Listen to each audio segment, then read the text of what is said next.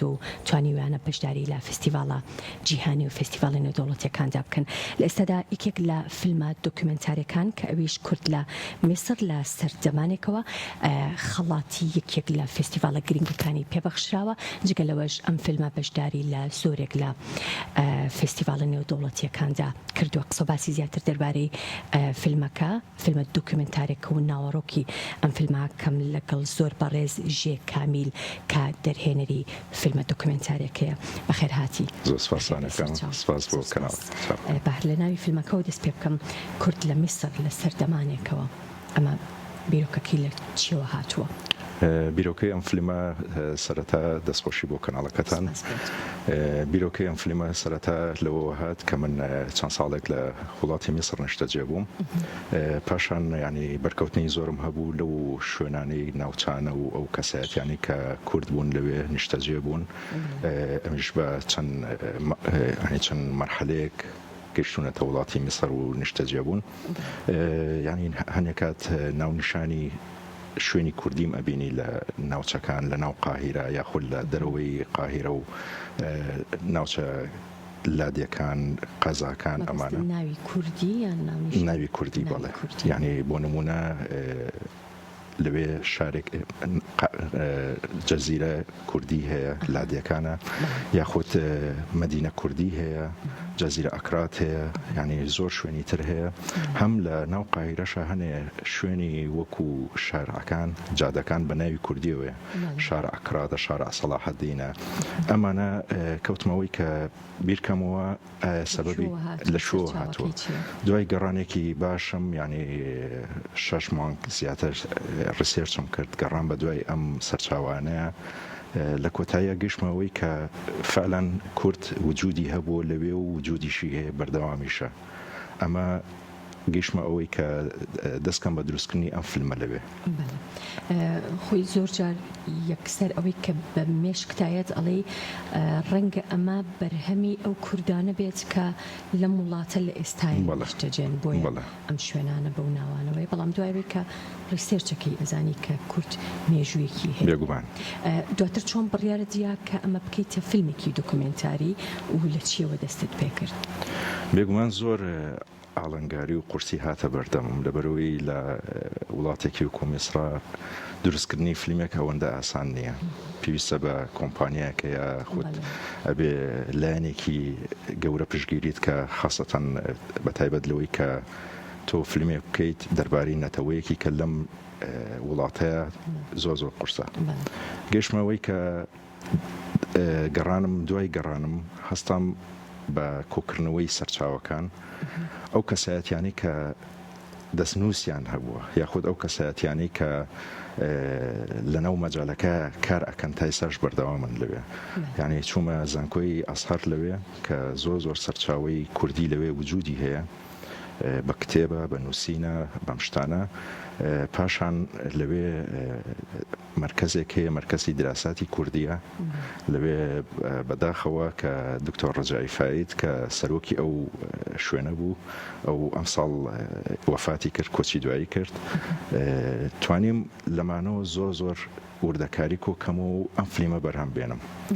بێگومان بەرهەمهێنانی فیلمێکی واش هێندە ئاسان نییە. یعنی ئێمە بتوانین ئەمە بە ئاسانی بخەینە بەردەمی بینەر. ئەم هۆکارانە بوو کە من ئەم فیلمەم دروست کرد. باشە تۆ بۆ خۆت فیلمسازی واتە با بڵێن بیرۆکەکە لە سەرەتاوە کە دوای ڕیسێرچکردن مەبەستمان بیت لەوە کردەوە کە ئەمانە پێویستە بکرێتە فیلمێکی دۆکیومنتاری و دوایەوەی کە فیلمەکە بەرهەم هات خۆت چاوەڕێی ئەوەتە کرد کە بتوانێت بەشداری لە زۆرێک لە با بڵێن فستیڤالە جیهانیەکان بکات.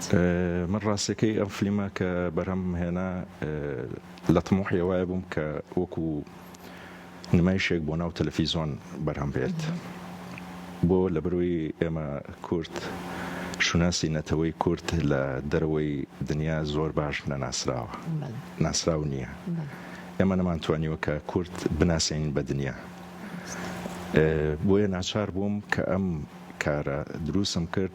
باشترین شت ئەوە بوو وتم پێویستەکە ئێمە کورد بناسێنین بە دنیا. کورد نەتەوەیەکە لە خاکی خۆیەتی داگیر کراوە هیچ شوێنێکی داگیر نەکردووە. ئەو کوردانش کە هاتوونەتە ئەم وڵاتە لە میسر ژمارەیەکی زۆری لێ ینی بە چەند مەرحەلەیەک هاتوونەتە وڵاتی میسر نیشتە جێبوون بگەڕێنەوە بۆ مێژوو لە سەردەمی نفرتیتیەوە کە من نفرتیتیە ڕاستی لەسەر پۆستەرەکە زۆر ئیشکالیەتی بۆ ئیشەکەی من دروست کردووە لە دەرەوە بە حکمەوەی کە ئەڵەن نفرتیتی ئەمە کورد نییە باشە بەڵام من لە دوای گەڕانەوەی بۆ سەرچاوی زۆری مێژووی ینی کە نفرتیتی لە دەوڵەتی میتانیەکانەوە هاتووە لە منطقەی کوردستانی ڕۆژئاوا و ڕۆژئاوای کوردستان و باکووری کوردستان و ئەم شوێنانە نیشتە جێبوون میتانیەکان هاتوونەتە نفرتیتی هاتوۆتە ناو میسرەوە ئەمان دەوڵەتێکی میسریان دروست کردووە لەو سەردەمەیە دواتریش سەلاحەدینی ئەیوبی بووە پاشان محەممەد علی پاشا بووە کامانە هەمووی کەسایەتی کوردی بوون ئەم فلیمە من بە زمانی عەرەبی دروستم کرد بۆچی بۆ ئەوەی کە ینی من زۆر کات ئەو قسێ هاتوۆتە سەرم بۆ تۆ بەشداری فستیڤاڵە عەرەبیەکانەکەی زۆرترین کات من بەشداری فستیڤاڵە عەرەبیەکانەکەم وەک لە بیانیەکان فستیڤاڵە عەرەبیەکان بە حکمەوەی کە ئێمە نەتەوەیەکین لەناو ئەم منطقەیە نیشتەجێین لەناو ئەم جوغرافیە عەرەب باوەڕ بە نەتەوەی کورد ناکە ئێمە چۆن پیان بناسین کەش وە ئەخوازە کە پیشانی ئەوان بێت بەڵێ ینی من چەند جارێک ینی فیلمەکەم بەشداری فیسیڤاڵی وڵاتی مەغریبی کردووە خەڵاتم لەوێ هەیە لە وڵاتی تونس لە وڵاتی جەزائیر لە لیبیا لە میسر هەر لەناو میسر خۆی سێ جار بەشداری کردووە لەناو میسرا من کێشەی زۆر گەورەم بۆ دروست بووە ینی بۆ نمونە ئەو کێشانەی کە کێشەی ئەوە کە نەتەوەی کورد ئەوان پێی ئەڵێن ئەمە نەتەوەیە شوێنی داگیر کردووە نەک داگیر کراوە باشە بۆیە کە لە فستیڤاڵەکانی ئەوێ عرض کراوە خەڵکەکە ڕەدێکی باشی نەبووە دایم ڕەدەکانی خراپ بووە بگرە لەوەی کە هەنێکان دەستخۆشی زۆرم لێکراوە بەڵام لە هەنێک کاتیشەوە زۆر ڕەخنە لە ئیشەکە ژیرەوە چونکە هەندێک ڕەنگە پیانوە بێت کە تۆ بەشێک لە مێژووی ئەوانیش ئەەکەی بەهی بەتاکیت چونکە ئەمە خۆیان ینی ئەو کەسایەتیانی کە من لە فلیمەکەشا چاپۆیکوتم لەگەڵاکردن کامیان کەسایەتی میسرن خۆیان ئەڵێن ئەڵێ کورد سێ جار دەوڵەتی میسری دروست کردووە یعنی کورد ئەمەە دەستی هەبووە لەو وڵاتە لە ڕووی ڕۆشنبیری و لە ڕووی سیاسی لە ڕووی هوەری تەنانەت دروستکردنی سینەمای میسر لەسەر دەستی کورد دروستکراوە کە علی بەدرخان کوڕی ئەحمەد بەدرخان بووە ئەحمەد بەدرخان تەسیسی سینەمای میسری کردووە ئەو سینەمایی کە میسر شانازی پێواکە کوردێ دروستی کردووە بەس ئێمە لەناو وڵاتەکەی خۆمان ناتوانین واناتایسە سینەمای دروستکەین نەخێر ئەمە لە زاری با بڵێن مێژوو ناسە میسرەکان یاخود عەرەبەکانەوە با بڵێن وەکو لێدوان یاخود وەکو تەتۆ بڵێ وەکو مێژوو نووسەکانی میسر خۆیان بڵێ ئاماژیان پێ کردووە کە لەناو فیلمەکەشە بڵێ بێگومان زۆر باشە بۆ دروستکردنی فیلمێکی لەم جۆرە کە بابەتەکەی یەکجار هەستیارە و تۆ لە وڵاتێکی عەرەبیە ئەم فیلمە بەرهەمە هێنیت زیاتر ئەبێ فۆکەسەکەت لەسەر چل لایەنێک بێت لایەنی جوانکاریەکەی با بڵێن وەکو کارێکی هونەری یاخود ئەوەندەی کە وەکو فیلمێکی دۆکومنتاری تۆ بێ زۆرترین بەڵگە و زۆرترین زانیاری بدەیت بێگومان وەڵامی دووەم تا من زۆرترین کارم کردو لەسەرەوەی کە وەکو جوانکاریەک لە ڕووی تەکنیکەوە من ئەوە گرنگیم پێ نایەوە زیاتر گرنگیم ماوە بەو شتە بەڵگەیانەی کە بوونی هەبووە بۆ نمونە لەسەر ڕۆژنامەی کوردی کە یەکەم ڕۆژنامەی کوردی لە وڵاتی قاهیرە بووە بەس دوای چەندین ساڵ گۆڤارێکی کوردی تر لەناو میسرا دروست بۆتەوە کە ینی لەسەر پێشنیاری هەڤاڵ مامجەلال بووە ئەمە کوردی زانێ ئشراقات کوردیە لەوێ کە بەڕێز دکتۆر یاسین ڕەوف و کاک هەوار مستەفا خان ئەوان سەرنووسەر و سەرپەرشتی ئەم گۆڤارەیان کردووە بە زمانی میسری دروستکراوە بە زمانی میسری بوو بەڵام لایەنی کوردی باس کراوە تێدا ئەم گۆڤار و ڕۆژنامانە ئێستا بەردەوامیان هەیە بەداخەوە وەستاوە یعنی چەند ساڵێ بەردەوام بوو و ژمارەیەکی زۆری لێ بەرهەم هاتووە هەم بڵاویش کراوەوە لە وڵاتی میسر و تەنانەت میسرەکان خۆشیان مشارەکەیان کردووە بەشداریان کردووە لە هێنانی بابەت بۆ ناو گۆڤارەکە گۆڤارەکە بە زمانی عەرەبی ئەنووسرێت بەڵام ئەمە تا ئێستا باز نەکراوەتەوە لە دوای ڕۆژنامەی کوردی کە ئەمە جارێکە لەوێ دروست بووەتەوە ئەم کەسایەتیە بەداخەوە ئەمە ئەم ساڵ وەفاتی کرد ئەمە زۆرترین ئەرشیفی کوردی لەناو قاهیرەیە هەڵگرتووە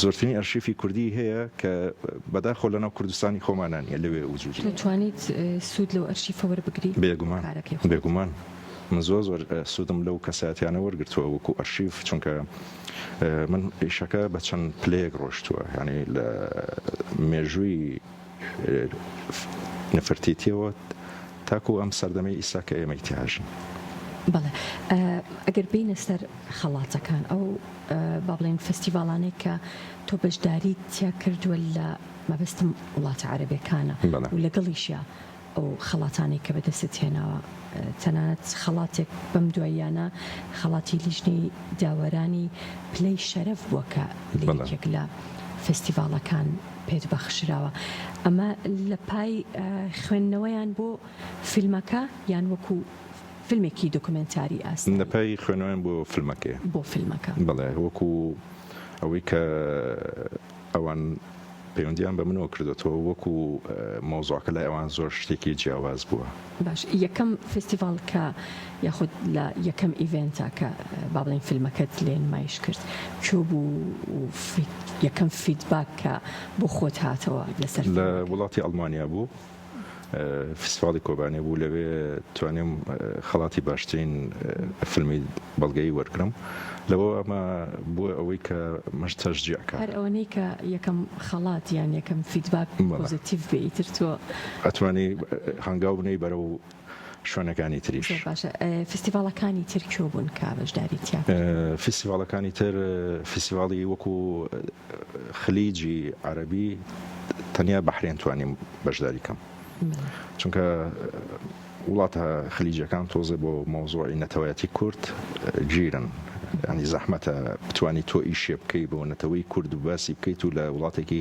خلیجە دابەزێت ڕێگە پێدراون زۆر قورسە ینی ئەگەر تۆ ئیشێکی نەتەوەیەتی بکەی لەسەر نەتەوەیە کە ئەوان نەفیان کردووە زەحمەتە من لە بەحرێن ناتوانیم وەکو کەوتمە پلەی ینی سێمەوە لە بەشی پێشبڕکەیە کەوتمە پلەی سێمەوە ئەمە وەکو من پێش ینی شانازی بوو بۆ من ڕاستە من خەڵاتم نەبوو بەڵام شانازی بوون کە کەوتمە پلەی سێمەوە لە وڵاتی فڵەستینە یەکەم فیلمی کوردی بووە کە توانیمە لەناو فستیڤاڵی قودسە کە فستیڤاڵێکی پلە باشە توانیمە لە پێشبڕکەیە بم فیدباکی وڵاتە عەرەبیەکان لە هەنێکیانە زۆر باش بووە بۆ من لە هەنێکیان ڕەفز بووە یعنی ئمە ئیسفادەم لێ کردو من زۆرترینی هەوڵم ماوە بچمە فستیڤاڵە عەرەبیەکانەوە کە کورد وجودی هەیە کورد نەتەوەیە کورد مرۆڤە کورد ئەو کەسەیە کە حەز ئەکات حەزی بە ئاشتیە یعنی من زیاتر چاوم لەوە بووە کە ئێمە شوناسی خۆمان بناسیێنین شوناسی ئێمە پێویستە جیهان بەوە بیناسین کە ئێمەش نەتەوەیەکین ئێمەش خاکی خۆمانە ئێمەش مرۆڤێکین حەزمان بە ئاشتیە حەزمان بە پێکەوە ژیانە لەگەڵ هەموو نەتەوە و لەگەڵ هەموو کەسایەتێکە ئەمە گرنگە بۆ ئێمە زۆر گرنگە ئێمە ئیش لەسەرەوەکەین من تەنانەت هەر ئیشم لەسەرەوەش کردووە ینی چاوم بۆ نمونە لە خەڵات نەبووە چاوم لەوە نەبووە کە بەشداری فستیڤاڵەکان بۆ نمونە لۆگۆی فستیڤاڵەکان زیاد کۆکەمەوە من چاوم لەوە بووە کە نەتەوەیەک هەیە کووردە من و تۆ ئەوەی کە دانیشتوین ئەم خاکە ئێمە خاوەنی ئەم خاکەین ئێمە داگیر کراوین بێگومان بینینی ئەم جۆرە فیلمە دۆکومنتیارە زۆر گرنگە و لەسەر هیچ پلاتفۆرمێک ئەم فیلمە بەردەستە بۆ ئەوی کە بینەر بتوانن ببینن لە ئێستادا لەبەرەوەی حالێن لە ئێستا لە فستیڤاڵە ئەمەش ینی ڕێنمای فیستیڤالەکانە ئەو فلیمانی کە بەشداری فیستیڤالە کرێت ناکرێت لە هیچ شوێنێک لە سوۆشیال میدیا یاخود لە تەلەڤیزۆنە بڵاو کرابێتەوە. زۆر باشە. پرۆژەی داهاتوت؟ پرۆژەی داهاتووم ڕاستێکی پرۆژە زۆرە، بەڵامی تر زۆر کات بە حکومی پژنەگرتنەوە ناتوانانی ینی کە کەسێ پشتە نەگرێت شوێنێ پشتە نەگرێت زەحمەتە دروستکردنی پرۆژەیەکی تر چونکە ڕاستەکەم پرۆژێ بەرهەمهێنان و دەرهێنانی خۆم بووە. هەنی هیچ کەسێ لەلایانی مادیەوە هیچ کەسێ یارمەتی ناوم. من وەکو معنەوی زۆر سپاسی زۆر کەسەکەم کە لە ڕووی معنەوی یارمەتیان ناوم، بەڵام لە ڕووی مادیۆ نەخێر. بۆیە دروستکردنەوەی ئەم فلیمانە زۆر ئاسان نییە. ینی من لە بەرنامەما بوو ساڵی ڕابردوو کە سەردانێکی وڵاتی سوودان کەم. وڵاتی سوودانیش کە ژمارەیەکی کوردی زۆر لێ و تا تەنانەت تا ئێستاش بە کوردی قساکەم. بەڵام ئەم باسیش ناکرێت لە زۆر وڵات لە لیبیا وجودی هەیە. ئەمە چۆن پێیان بکەین؟ پێشیان خۆشە تۆ کارێکیان لەسەرکەی. لە وڵاتی سعود ئەو سعودەی کە خەڵک ساڵانە بۆ سەردانی حەج و عومرە ئەچێتە ئەوێ بەس باسی کەس باسی ناکە. ینی من ژمارێکی کوردم زۆر لێ دۆزیێتەوە، ینی بە سەدان هەزار لەوێ نەک ژمارێکی کەم نییە. منتیقیان هەیە، ناوچیان هەیە، تەنانەت تا ئێستا شانێکیان هەیە بە کوردی قساکەم، بۆم کوردی من و تۆ کە پێ گفتوگۆی پێکەین. دەستەکانت خۆشوێ بۆ هیوایی لە داهاتووە بتوانی ئەو بابەتانی تریش کە هەتا دەستیەوەش خۆشوێ. زۆر سپاس ژێ کامیل دەرهێنە. زۆر سپاس بۆ ئێوەش، سپاس بۆ کەناڵەکەشتان. سپاسەکەم. بەڵە خۆشەویستان و چارێک و